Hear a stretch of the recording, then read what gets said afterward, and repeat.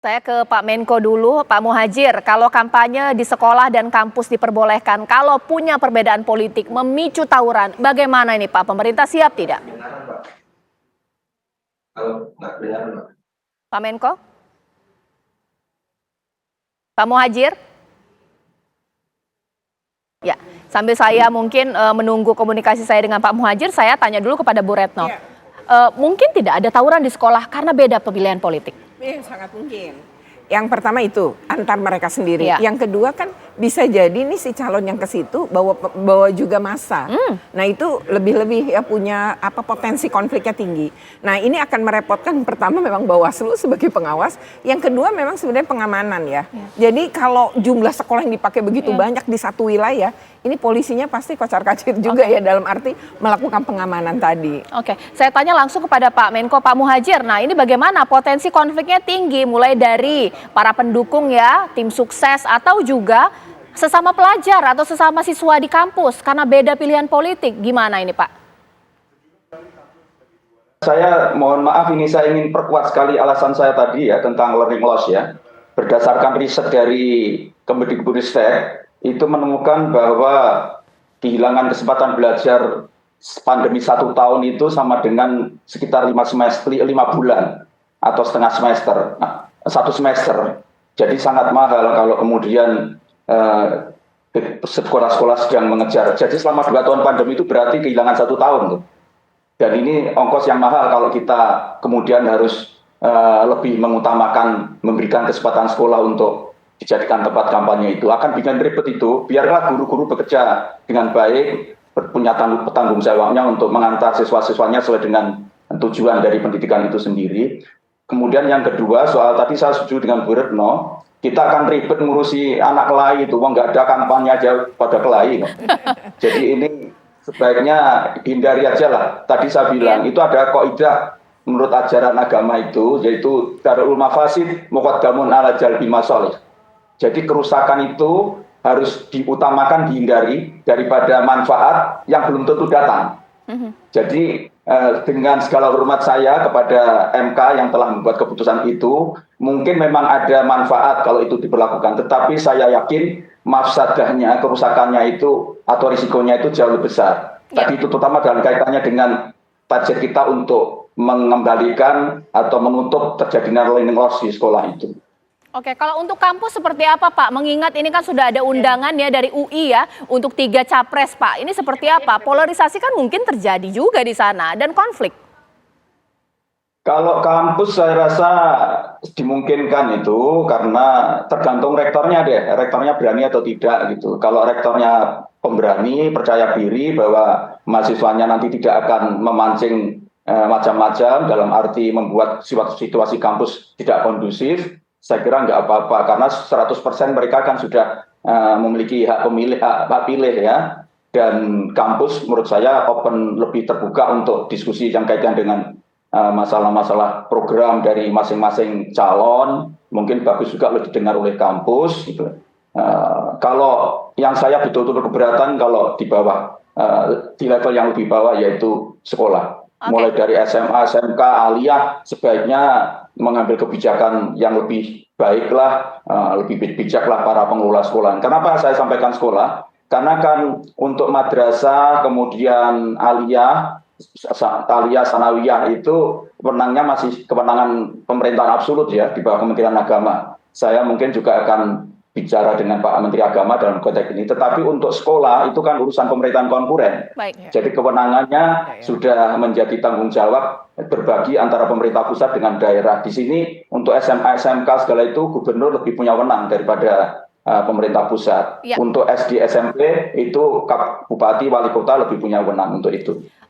Sekarang saya minta tambahannya Pak Rahmat. Pak Rahmat, untuk debat resmi dari KPU saja, ini merupakan sarana kampanye juga. Bawaslu sudah kewalahan pasti untuk mengawasi setiap pelanggaran kampanye. Belum lagi SMA, SMK, seluruh Indonesia dan juga kampus. Atau jangan-jangan nantinya ada yang tidak terawasi Bawaslu ini. Bagaimana Pak Rahmat? Kalau dilihat ya metode debat itu yang paling baik di kampus. Tidak ada rapat umum.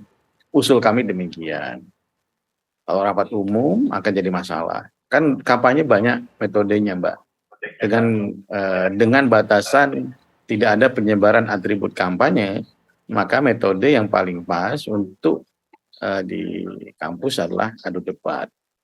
Tidak dengan rapat umum. Kalau rapat umum pasti terjadi atribut kampanye biasanya.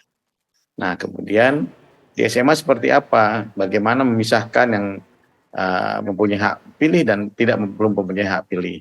Nah, itulah yang akan menjadi kerumitan tersendiri. Tapi saya yakin nanti KPU bisa mengaturnya dengan baik. Kenapa? Karena ini peraturan harus detail. Kalau tidak detail akan jadi persoalan. Kenapa jadi persoalan? Karena nanti misalnya, tadi sudah disebutkan oleh Pak Menteri, Kementerian Agama masih menangani di tempat-tempat aliyah misalnya. Tapi kalau di SMA, SMK itu akan ada di pemerintah daerah. Pemerintah daerah atau pemerintah pusat seperti pemerintah daerah biasanya. Nah, dengan pemerintah daerah, bagaimana pengaturannya? Apalagi pejabat yang bersangkutan misalnya punya afiliasi politik. Kalau pejabat bupatinya belum akhir masa jabatan atau belum ada PJ-nya atau akhir masa jabatannya sampai November 2024, sehingga peluang untuk terjadinya pelanggaran kemungkinan besar bisa terjadi. Oleh sebab itu, akankah menimbulkan kerepotan sendiri? Ya pasti ada kerepotan tersendiri untuk mengawasi, karena dulu tidak ada pembolehan terhadap tempat pendidikan. Ingat, ada dua seperti tempat pendidikan dan fasilitas pemerintah. Fasilitas pemerintah mana yang kemudian harus dibatasi? Fasilitas pemerintah seperti GOR itu boleh, tapi gedung pemerintah jangan sampai itu digunakan sebagai gedung pemerintah, maksudnya gedung kantor Pemda misalnya, itu tidak boleh digunakan sebagai kampanye, tempat kampanye. Ya. Nah, kalau agama jelas di putusan MK tidak diperkenankan. Jadi jangan kemudian juga dibaca tempat ibadah itu bisa dilakukan kampanye. Nah, itu yang banyak di dua itu. Jadi tempat pendidikan ini yang harus dibatasi. Kalau SMA, kalau kami mengikuti apa yang kemudian akan diputuskan oleh KPU, dan saya kira nanti Pak Menteri, Pak Muhadjir itu bisa juga menyampaikan usulan atau pendapatnya kepada KPU, karena termasuk dalam stakeholder yang terkait dalam pembuatan PKPU. Baik, sekarang saya sudah tersambung dengan Mbak Titi Anggraini, merupakan Dewan Pembina Perludem. Selamat malam Mbak Titi. Selamat malam Mbak Caca, ya, Mbak Titi, Pak Menteri. Sekarang boleh diberikan tanggapan karena di sini Mbak Retno dari Serikat Guru, Pak Menko PMK, bahkan juga Pak Rahmat Bagja, mayoritas agak kurang setuju dengan putusan MK. Boleh dijelaskan, dan ini masih bisa dirubah tidak sih, atau mungkin ada aturan turunan yang kemudian mengerucutkan atau mungkin memberikan batasan yang jelas mana-mana sekolah yang boleh berkampanye, bentuk seperti apa, Mbak Titi? Ya, pertama Mbak Caca, putusan Mahkamah Konstitusi ini kan melarang total kampanye di tempat ibadah. Tetapi putusan Mahkamah Konstitusi ada mengubah ketentuan soal kampanye di fasilitas pemerintah dan tempat pendidikan. Kalau sebelum ada putusan MK, kampanye di fasilitas pemerintah dan tempat pendidikan itu boleh atas undangan penyelenggara atau kemudian penanggung jawab tempat, tanpa atribut. Nah, sekarang basis atas undangan itu berubah sepanjang ada izin dari penanggung jawab tempat dimaksud. Jadi boleh kampanye asal ada izin. Nah, pertanyaannya adalah izinnya ini dari siapa? Karena kalau izinnya itu adalah dari penanggung jawab tempat. Tempat yang menjadi penanggung jawab itu siapa? Itu juga harus dijawab. Lalu kemudian kalau kita baca KBBI, izin itu kan adalah persetujuan, kebolehan untuk melakukan sesuatu. Nah, persetujuan atau kebolehannya itu diberikan atas permintaan siapa? Karena kalau memberikan izin, itu kan berarti harus ada yang meminta terlebih dahulu. Nah, ini juga harus dijelaskan. Oleh karena itu menurut saya, operasionalisasi pasca putusan Mahkamah Konstitusi oleh KPU yang harus memperjelas ini dengan mendengarkan otoritas terkait seperti tadi yang sudah disebutkan oleh Pak Muhadjir Effendi, oleh Ibu yang tadi disampaikan, dan juga Pak Bagja. Tapi kalau saya sendiri Mbak Caca ingin merekomendasikan soal izin ini. Karena izin ini adalah respon atas permintaan, KPU itu mengatur atas permintaan siapa. Menurut saya tidak boleh diberikan atas permintaan oleh masing-masing peserta pemilu. Tetapi izin dari penanggung jawab tempat itu diberikan kalau yang meminta penggunaan tempat itu adalah KPU sebagai penanggung jawab tahapan kampanye. Jadi KPU yang menentukan aktivitas kampanye yang dilakukan di tempat pendidikan. Kedua, metode kampanye yang mungkin untuk dilakukan di tempat pendidikan bukan yang berupa pengerahan massa. Kalau pemasangan atribut jelas ya, berarti penyebaran bahan kampanye, pemasangan alat peraga, dan juga iklan itu pasti tidak boleh. Satu-satunya yang dimungkinkan dilakukan di tempat pendidikan adalah debat berupa adu gagasan. Dan yang terakhir adalah, menurut saya kampanye di sekolah memang sebaiknya tidak dilakukan. Baik. Oleh karena itu KPU bisa mengatur di dalam peraturan KPU bahwa pelaksanaan debat di tempat pendidikan dispesifikasi hanya di kampus berdasarkan izin yang diberikan ketika ada permintaan dari KPU.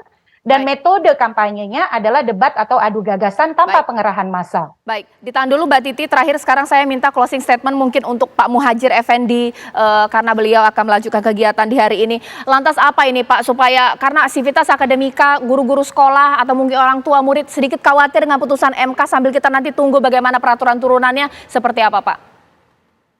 Ya, semua yang saya sampaikan tadi termasuk saran untuk KPU lah.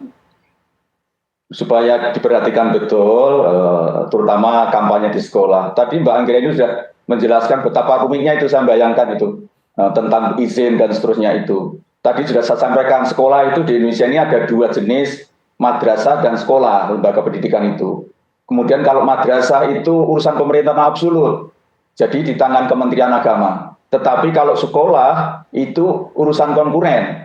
Itu untuk SMA SMK di provinsi, kalau kemudian SMP ke bawah itu bupati wali kota. Kita bisa membayangkan tadi sudah disinggung oleh Mas Bawaslu. Itu masing-masing bupati, gubernurnya kan beda benderanya itu.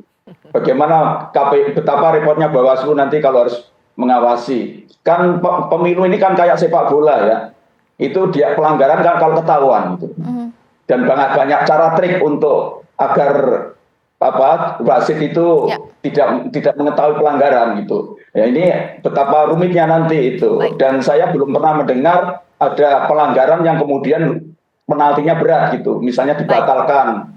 Itu belum ada. Jadi jangan terlalu berharap nanti penegakan hukum atas pelanggaran itu akan betul-betul seperti paling ya banter-banter kayak sepak bola itu loh. Nyingkut orang kalau jurinya nggak kelihatan, wasitnya nggak ketahuan juga dianggap nggak ada pelanggaran kok. Jadi ini rumit untuk sekolah menurut saya. Terima kasih Menko PMK Bapak Muhadjir Effendi atas waktunya. Nanti sesaat lagi saya akan tanya kepada narasumber saya Mbak Titi, Pak Rahmat, bahkan juga Bu Retno, mengingat budaya kampanye yang dilakukan oleh elit politik kita ini kan biasanya saling serang, saling hujat, tepat tidak dipertontonkan di institusi pendidikan pemirsa. Sesaat lagi.